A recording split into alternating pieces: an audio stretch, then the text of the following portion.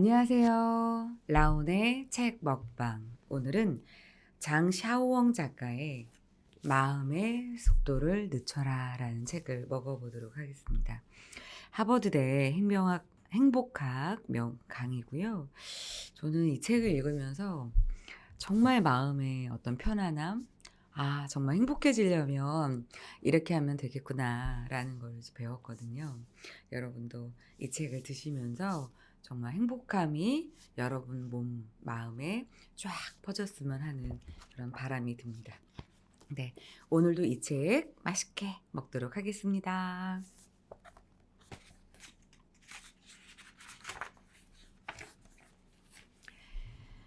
스텝 바이 스텝, 꿈은 이루어진다. 사람이라면 누구나 평생을 통해 이루고 싶은 아름다운 꿈이 있을 것이다. 마음속 깊은 곳에 뿌리를 내리고 조금씩 자라는 그런 꿈 말이다. 그리고 누구나 그 꿈이 속히 자라나 화사한 꽃을 피워내기를 간절히 바란다. 하지만 현실은 현실이다. 조급하게 이루려고 서두르다 보면 오히려 그 꿈을 영영 잃게 될 수도 있다. 넓고 광활한 바다는 수많은 강줄기가 만나서 이루어지고 강줄기는 작디 작은 물방울들이 합쳐져서 생겨난다.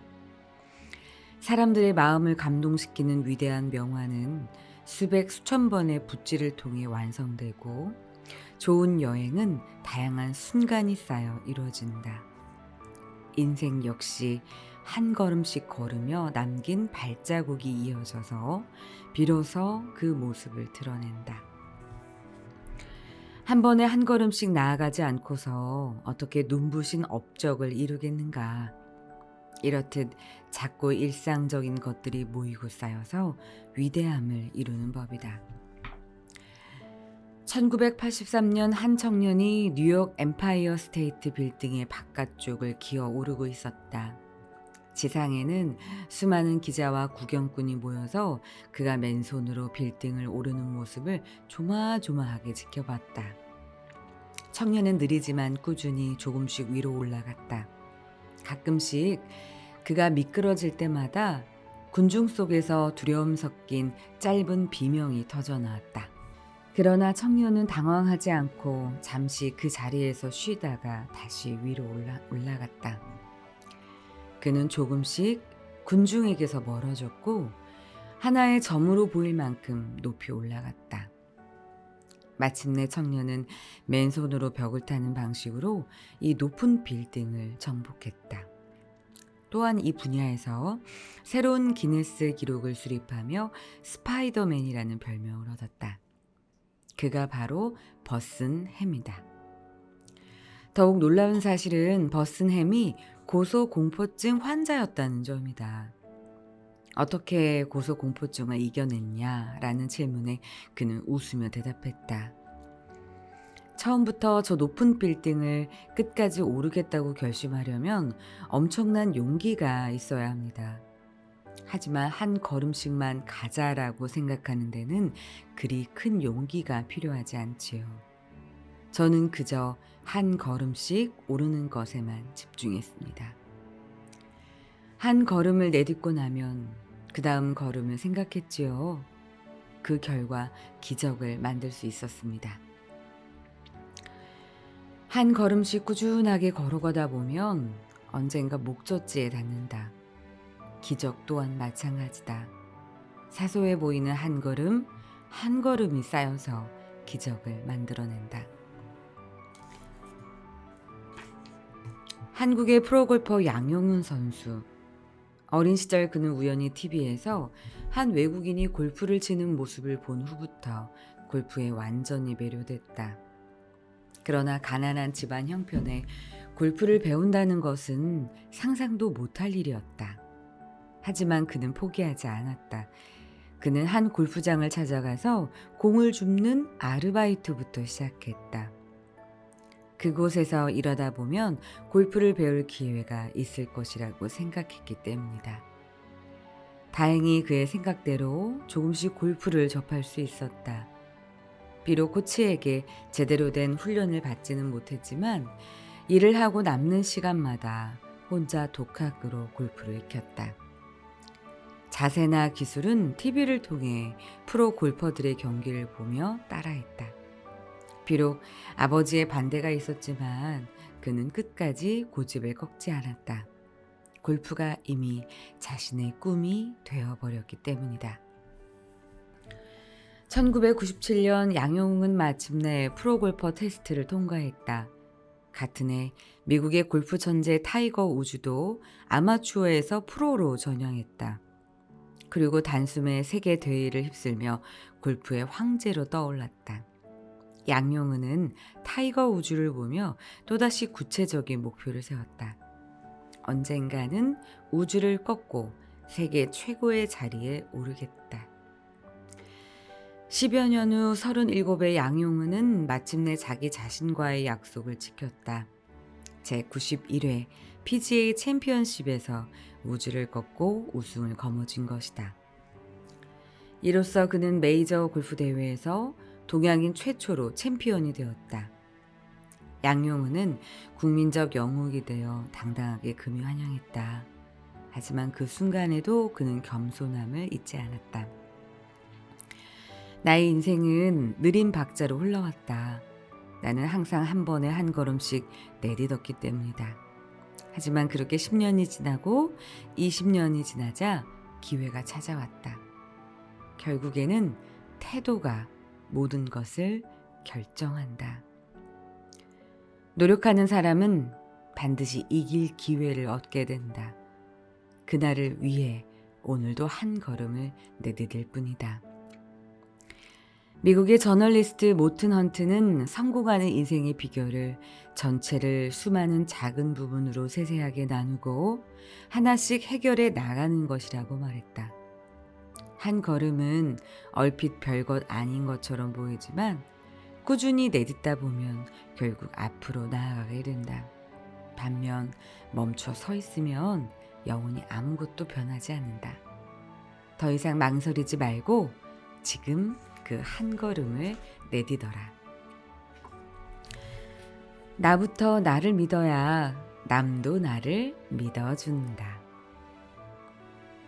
우리는 꾸준한 마음, 무엇보다도 스스로를 믿는 마음이 있어야 한다.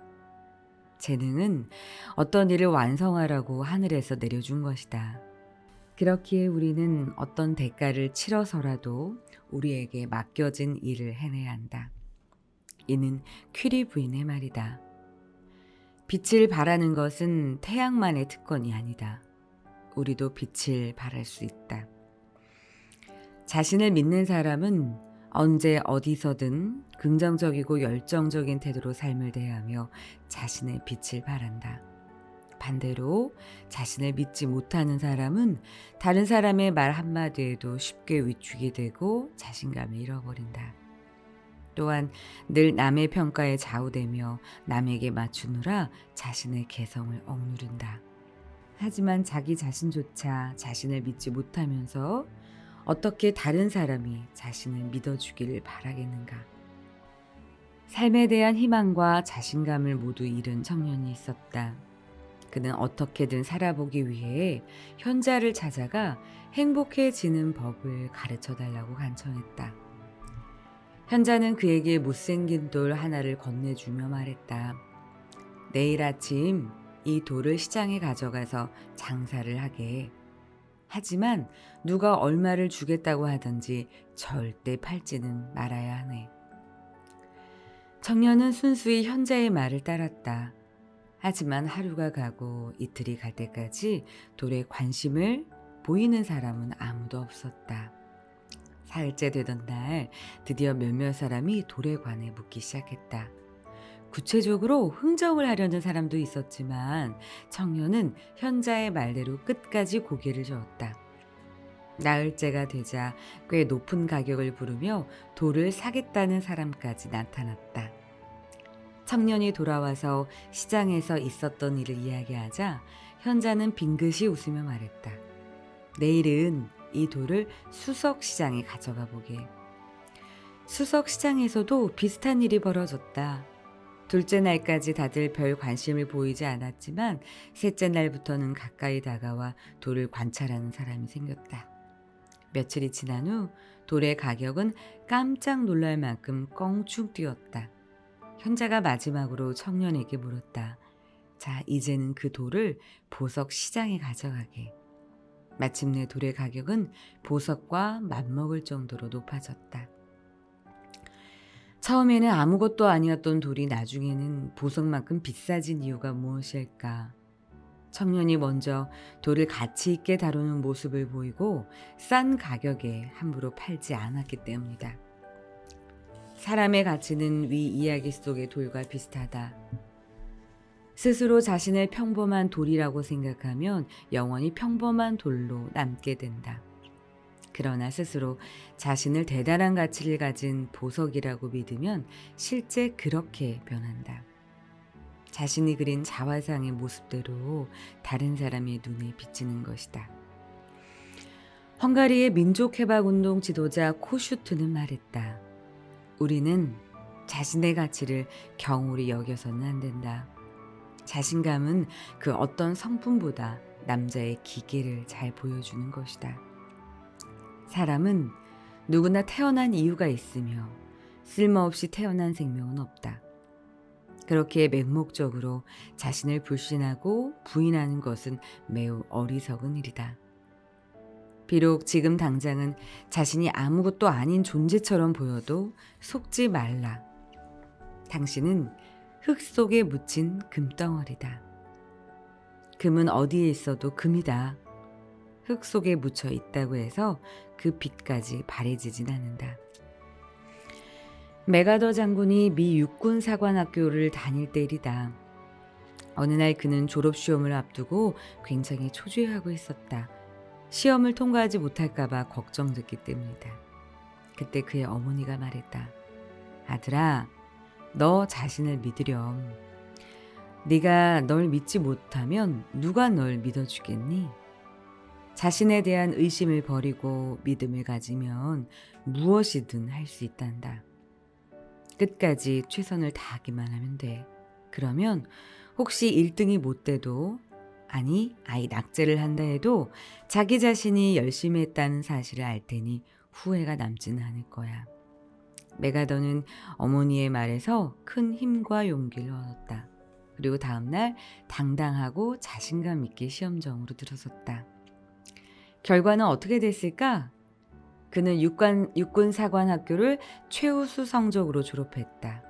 그뿐만 아니라 확고한 자신감과 믿음을 바탕으로 수많은 전투를 승리로 이끌면서 마침내 미국 역사상 가장 유명한 장군이 되었다. 자신감을 높일 사람도 자신감을 꺾을 사람도 결국 자신뿐이다. 실패와 좌절이 찾아오고 끝없는 실망감에 지치고 위축될 때 자신에게 한번 물어보자. 지금 나는 나 자신을 믿고 있는가? 나조차 자신을 믿지 못하는데 누가 나를 믿어주겠는가? 한 남자가 일본의 어느 대기업에 입사 지원을 했다. 그는 최종 면접까지 마친 후 초조하게 결과를 기다렸다. 하지만 며칠 뒤 날아든 결과는 안타깝게도 불합격이었다. 남자는 너무나 상심한 나머지 자살을 시도했지만 다행히 가족이 일찍 발견한 덕에 목숨을 구할 수 있었다. 그런데 얼마 후 회사에서 시스템 오류로 인해 합격자가 불합격 처리됐다며 죄송하다는 연락이 왔다. 알고 보니 그는 합격했던 것이다. 남자는 뛸 듯이 기뻐하며 당장 회사로 달려갔지만 도착하자마자 곧 해고 통지를 받았다. 사소한 일로 자살까지 시도할 만큼 나약한 사람이 어떻게 험난한 사회생활을 견디겠냐는 것이 해고 이유였다. 살다 보면 자신감이 꼭 필요할 때가 있다. 그 순간에 어떠한 선택을 하느냐에 따라 미래의 모습이 바뀐다. 이렇듯 자신감은 잠재력을 이끌어내는 열쇠이며 때로 상상하지도 못한 결과를 만들어내는 엄청난 힘이다. 남이 자신을 믿어주길 바라기 전에 먼저 스스로 자신을 믿어주자. 책 주세요, 책. 오늘 마음의 속도를 늦춰라라는 책을 먹어봤습니다. 한 문장 한 문장 읽어가면서요. 전 저에게 정말 많은 위로. 아 그래. 내가 나를 사랑해주고 나를 믿어야만 빛이 나고 다른 사람도 나를 믿어주겠지. 그리고 성공이라든가 꿈이라든가 이런 것들 막연하게 생각하기보다는 오늘 하루하루 열심히 살아가야 그 꿈을 실현할 수 있겠다라는 생각을 해봤습니다.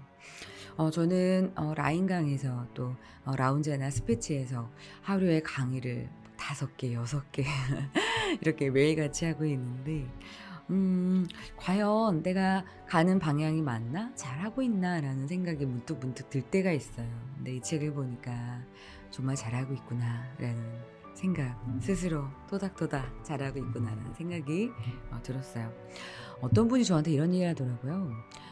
발차기, 1000개의 발차기를 연습하는 것보다 1개의 발차기를 1000번 연습하는 사람이 더 무섭다. 네. 여러분의 일상이 여러분에게 언젠가는 큰 복과 은혜로 다가올 거라고 저는 생각을 합니다. 여러분 이 책 진짜 좋네요. 네, 꼭 구입해서 여러분 함께 저처럼 맛있게 드셔보셨으면 좋겠습니다. 네, 오늘도 잘 먹었고요. 컨텐츠 좋았으면 여러분 구독, 좋아요, 댓글은 저에게 아주 큰 힘이 됩니다. 네, 꼭 구독 부탁드릴게요. 안녕.